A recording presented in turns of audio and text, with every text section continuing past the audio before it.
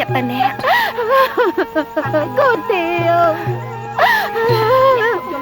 ត្រឡប់មកវិញមកទាវបានហើយ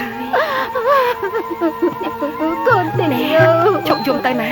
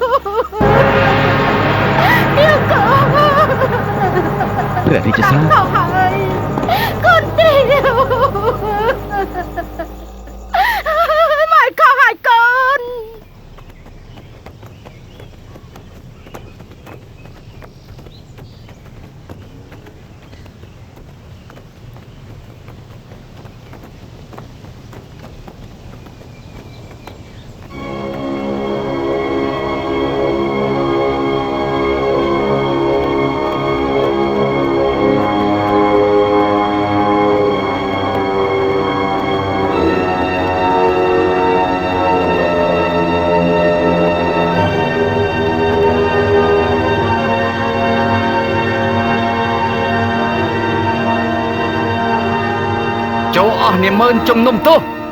ឃើញកុំសណ្ដោះអាចោខ្មាំងអាចោខ្មោចចូលប្រមូលអាំងកាន់ក្រាំងកត្រាខាត់ខាឃុំទូព្រះបង្គំជាខ្ញុំពិតជាមានកំហុសធ្ងន់ណាស់តែពេលនេះសូមប្រកាសណាជាអម្ចាស់ជីវិតដំកល់លើត្បូងព្រះជាទានទោសសណ្ដោះមេត្តាប្រណីដល់ទូព្រះបង្គំជាខ្ញុំផងក្រាបទូលយ៉ាងមិនដែរលោកមេតបកណ្ណាផ្លាយពិសេសចូលលោកមន្ត្រី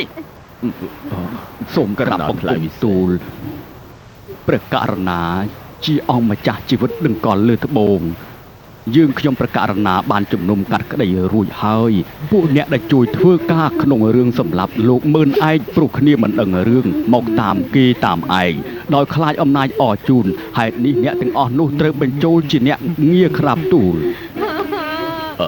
ឯទោះអរជូនកូនប្រពន្ធនិងអស់ទ្រព្យធនគ្រប់ពងណាសន្តានបងប្អូនជីដូនវាម្ដាយទាវរួមជាគំនិតមួយទោះត្រូវកាប់កោះរស់ឬព្យួរបោះស្ងោក្នុងផ្ទះឲ្យរលួយរលាករលត់ផុតគេជួយผู้ជួយកាត់ឆាប់ប្រាប់ជាម្ដងព ពួកលោកមន្ត្រីធ្វើតាមច្បាប់អាជ្ញាភ្លាមទៅ